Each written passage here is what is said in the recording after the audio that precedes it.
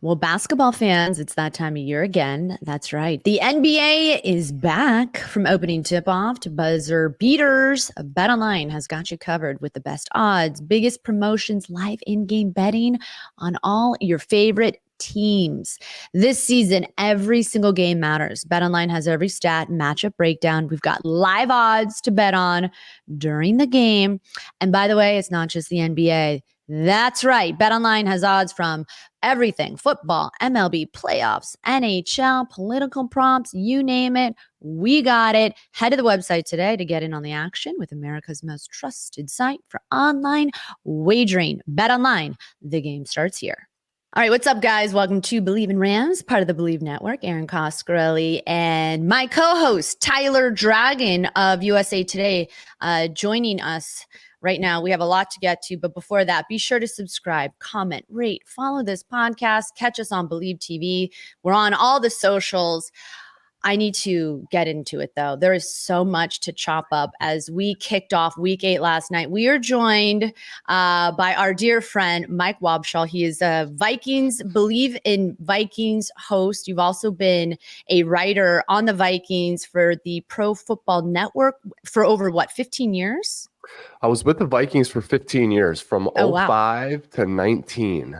And that was sort of the beginning of the, the team operated entertainment networks, right? Where, every team had a website, but then they started ramping up their own content production. So I was sort of at the ground level of that with the Vikings and the Vikings Entertainment Network until 2019. Then I left, but I kept my toe in the water by hosting the Bleav show and doing some writing for Pro Football Network. And so, I like to keep my toe in the water and have a little skin in the game still. So.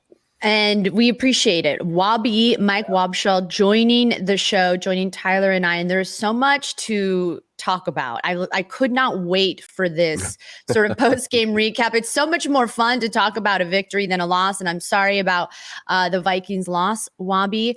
But for both of you guys, I mean, week 8 kicked off. There were so many surprises heading into this game. The big one, of course, Puka Nacua being active for tonight's game. I think no one really saw that coming. First and foremost, Tyler, did you have any sort of increments that Sean McVay was going to do that? Or were you just as surprised in the press box as all of us? So I got a feeling that Puka Nacua was going to play maybe like 3 hours before the game when they literally designated him to return off IR. I mean, you don't do that unless you have a strong indication that he is going to play. And it's funny, Sean McVay said after the game that you can't tease me and not play. And because Puka ended up, practicing on that Wednesday going through the walkthrough, and he was like, okay, I think he's good enough. So they had a strong feeling that he was going to play the day before Thursday night's game.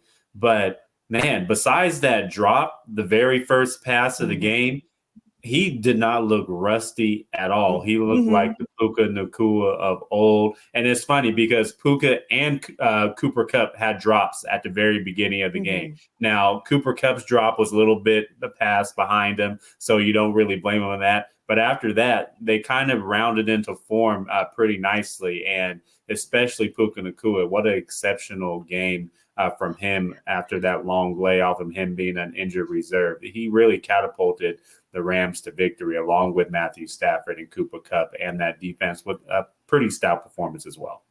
Yeah.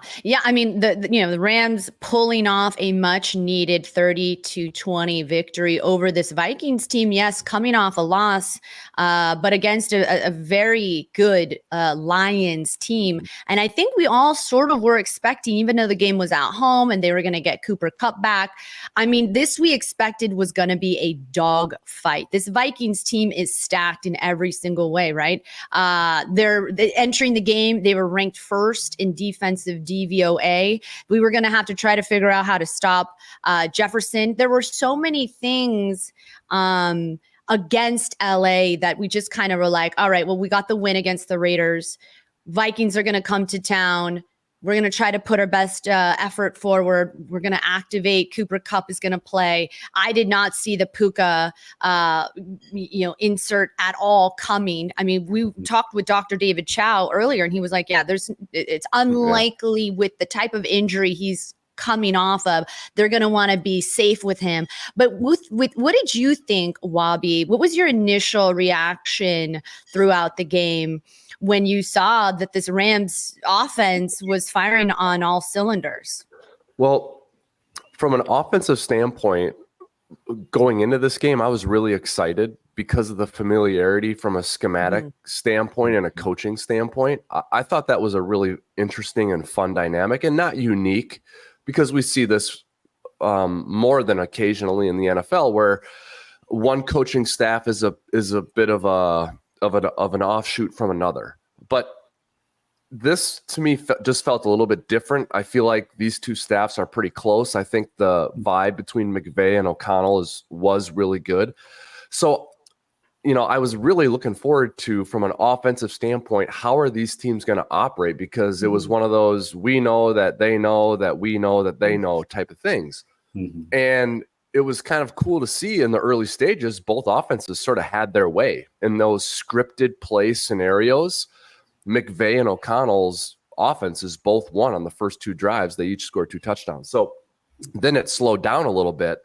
I thought that the pace early on would have favored Minnesota. If it was going to be a track meet up and down, I thought that was going to be good for the Vikings. Once it kind of slowed down and got to the grindy nature, and it was grit, and it was a little bit of fortune, and it just sort of got more of a tighter feel. I thought, because of their playing at home, because it's on a short week, and because of the experience on McVay's staff, I thought that favored the Los Angeles a little bit more. So I thought the shift in game flow kind of toward the end of the first quarter going into the second, I thought favored the Rams, and it stayed that way throughout. But from an X's and O's and a schematic standpoint, it was really intriguing and great football.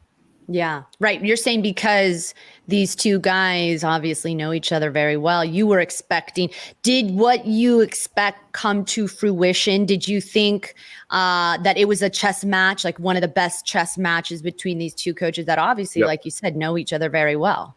Yeah, I think, to me, the biggest sort of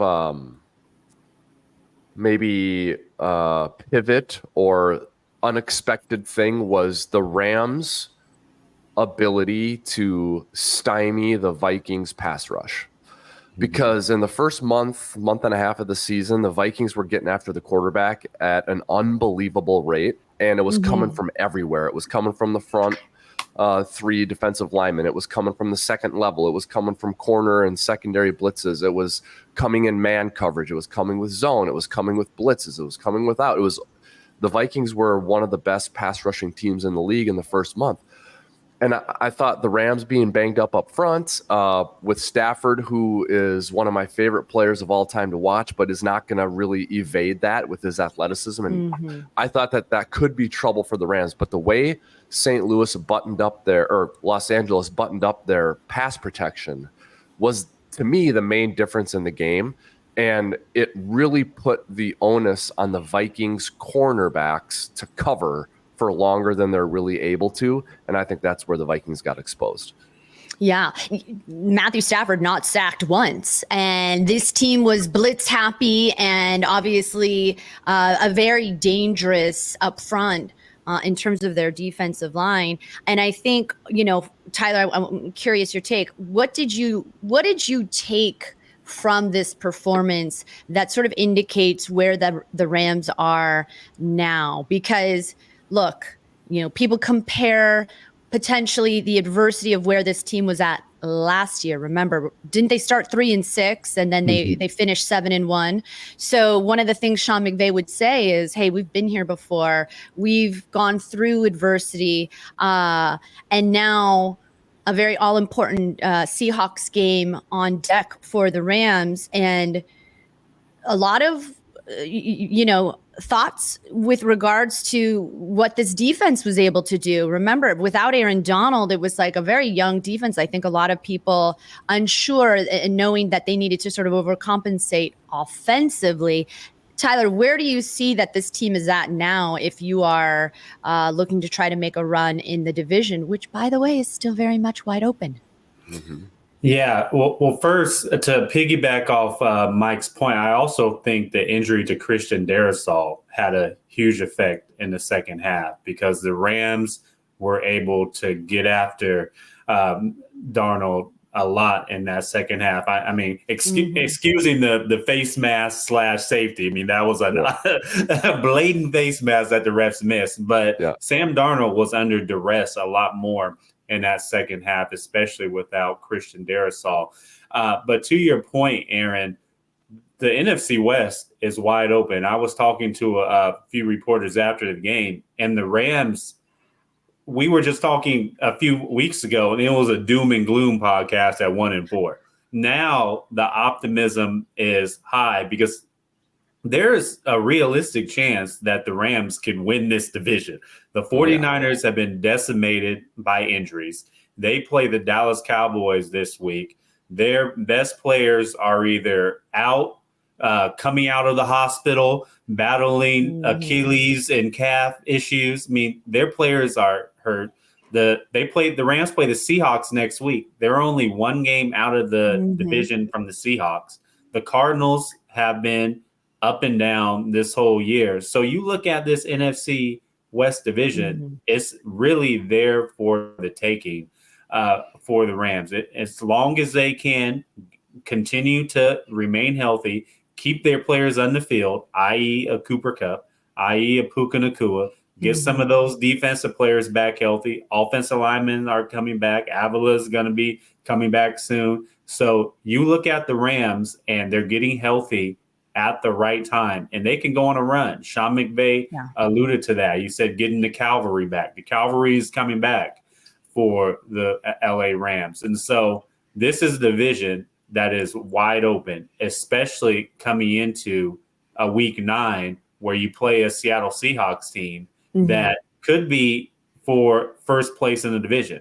The Seahawks play the Bills this weekend. They could very well lose that game. I predicted the Seahawks to lose to the Bills this weekend. So this division wide open for the Rams. And this is a 180 from a few weeks ago when the Rams were 1-4. And that's why in this build up to this game, guys, there was obviously the trade speculation with Cooper Kupp and the wild, unfounded Matthew Stafford. Are the Vikings going after a quarterback thing? And I don't know what, I'm not in the building anymore, so I don't know what the Vikings activity is with regard to all of that. But from the Rams perspective, I'm sitting there going, I think that they can win the division still. Like I think you can sit here and argue right now that top to bottom, they're the best team in the division.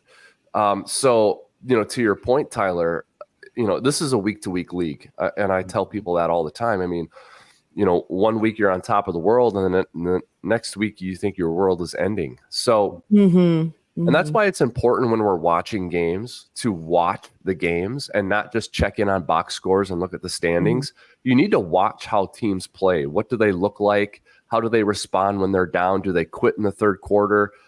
Because the Rams, when you just watch them play, and there's other teams who are like this too. I think the Bengals are like this to some extent.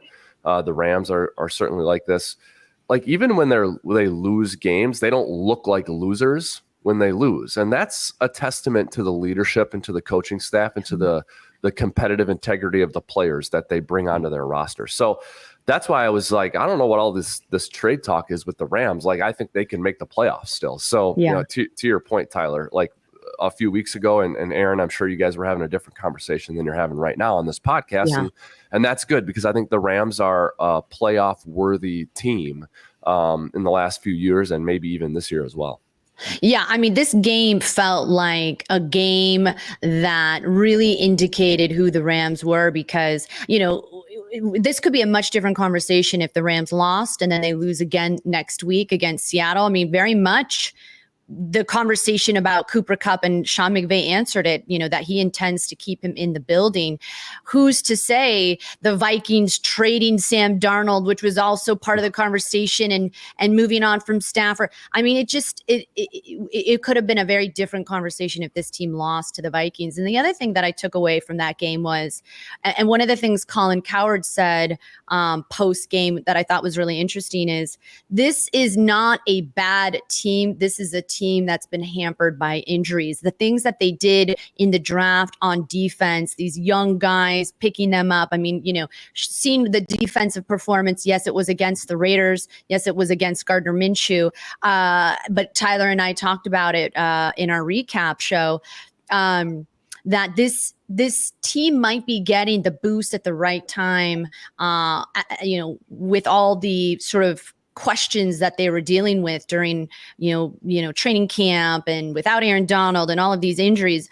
And one of the things that I think was the biggest takeaway for me was having those two guys back against such an effective defense, in my opinion, shows and how the Rams we're so effective. Just to me, I felt like saying we're back. It just seemed like this team is back. This team is competitive. And yes, every team has to deal with injuries. But the fact that they were able to move the chains against such a tough Brian Flores-led defense really showed me that this team can keep up with any team that's out there that's a legitimate candidate. And the other thing I have to admit, and I'm very embarrassed by, last night, I co-captained a fantasy football team with a buddy of mine. And he's like, hey, look, Puka's now active.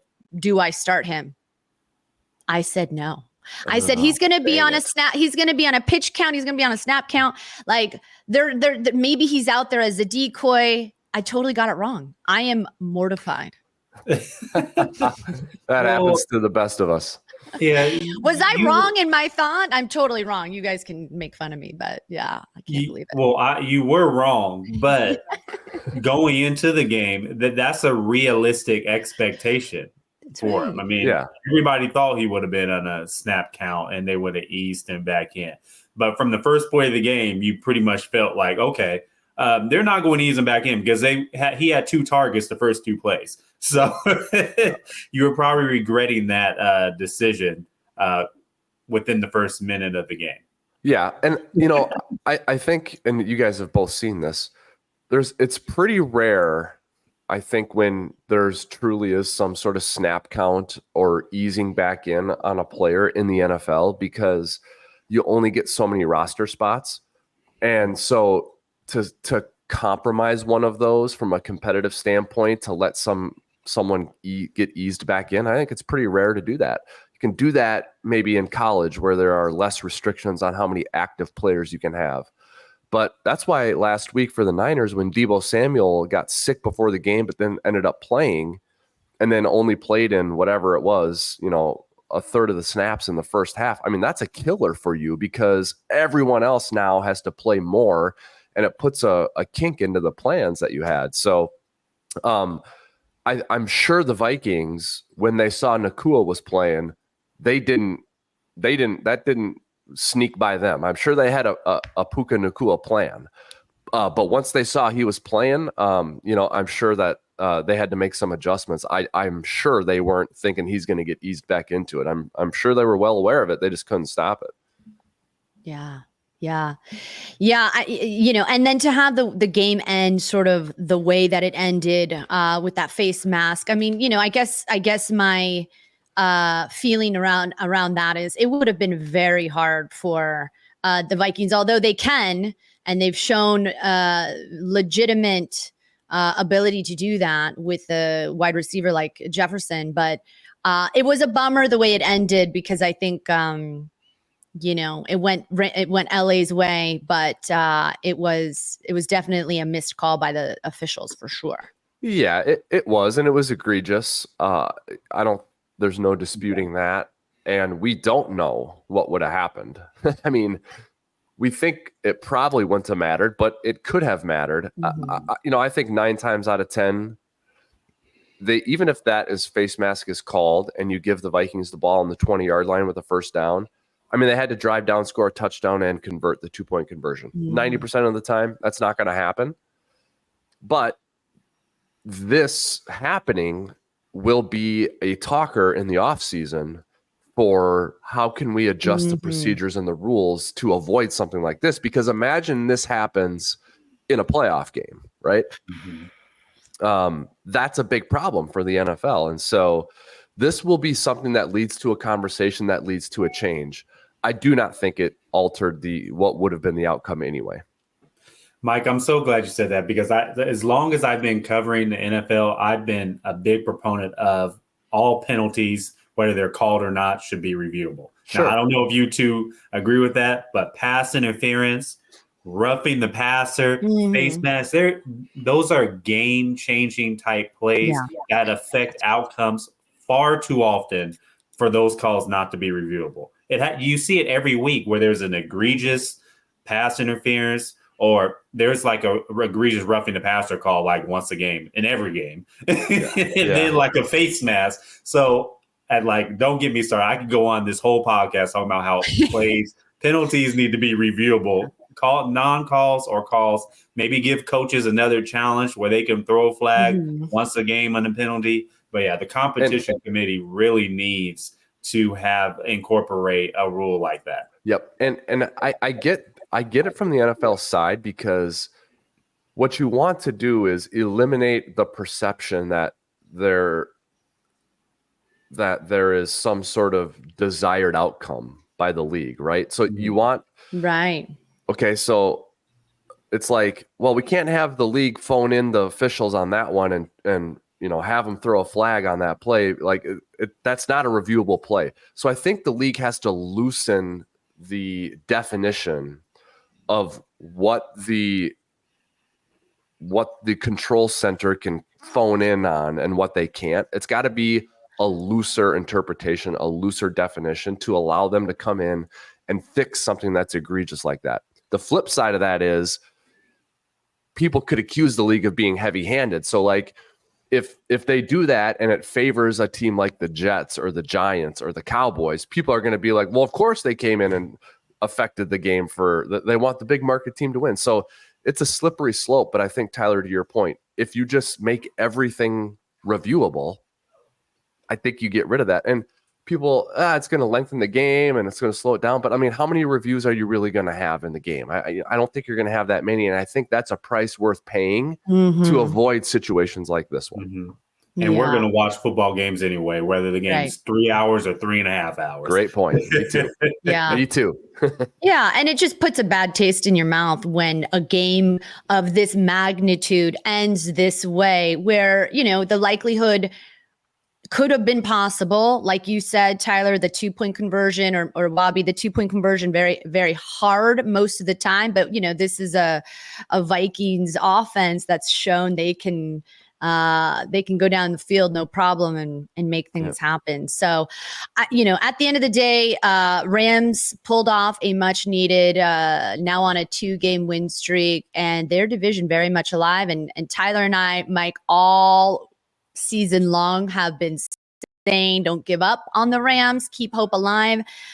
Because, this is a very all-important season. Stafford's 36 years old. We don't know how many more years he wants to be in LA, and they want to win now, know, and the way that the Rams won yesterday on McVay's son's first birthday, no less, and to just see that this team had been through so much adversity, and aside from that Cardinals game, they'd only lost by a one possession type scenario. And granted, with all of those injuries, I think the big, and I don't know for you, Tyler, but I think the big realization was, wow, this team is not a bad team. They're just hampered by a lot of injuries, like all teams can go through during the season.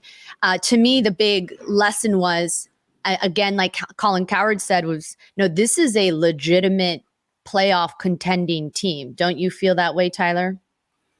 Yeah, and it's just crazy how like the mood and the perception around teams can change from week to week. I mean, you on the flip side, the Vikings started 5-0.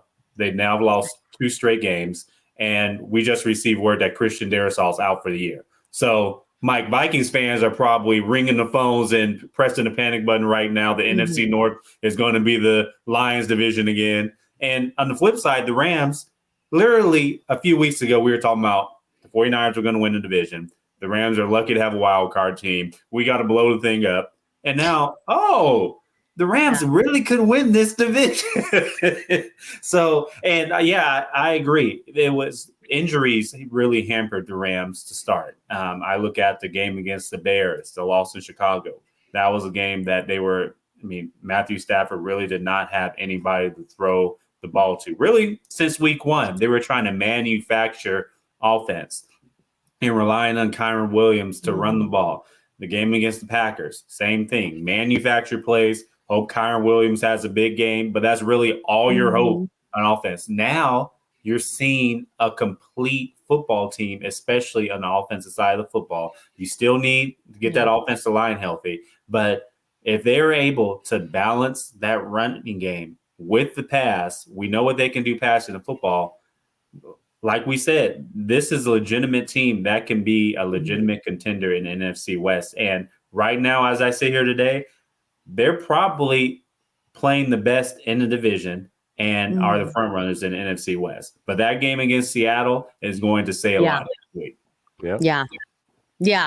Yeah, no, exactly. That was exactly what I was going to say. I think we're all now circling that. I want to say it's November 3rd. And that's the other thing, too. Now they get a rest for 10 days? Yeah. Much needed rest as they get their reinforcements, offensive linemen back.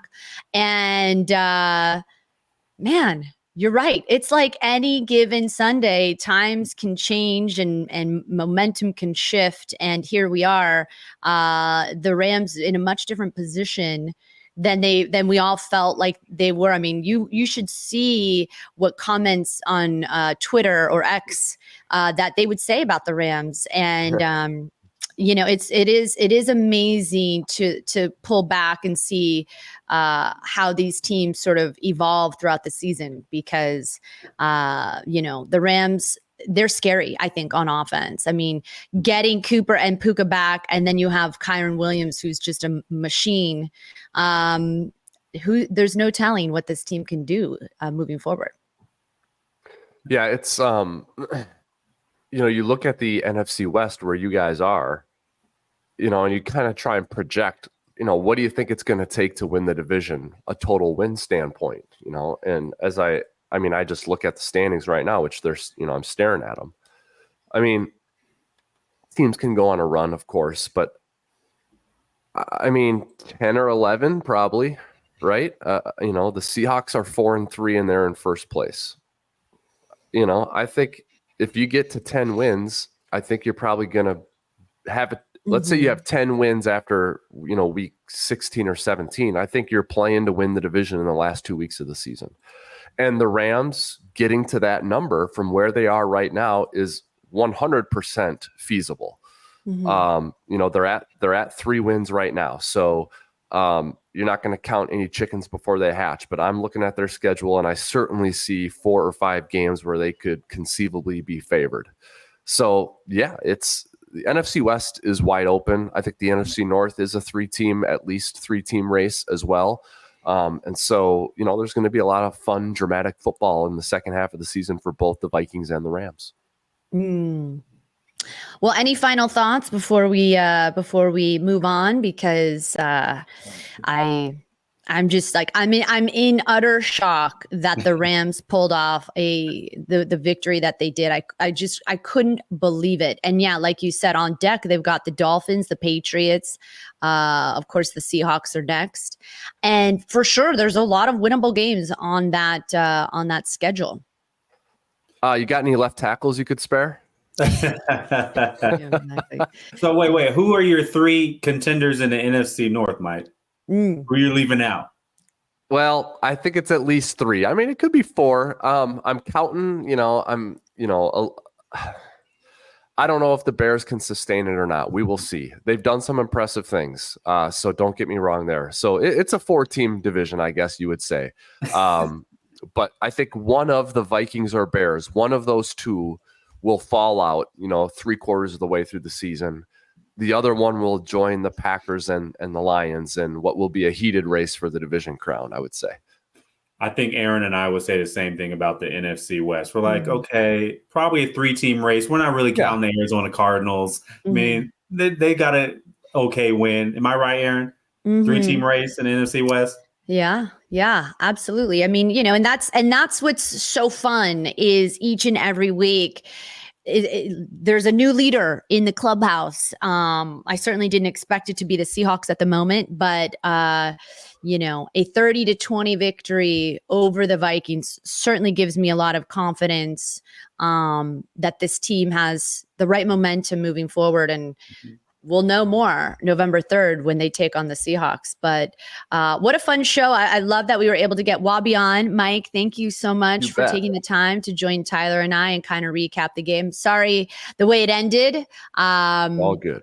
But we'll see moving forward how both teams shake out. Thanks again for making the time. Appreciate it. You bet. It was a lot of fun. I'm glad you guys had me on. We should do it again.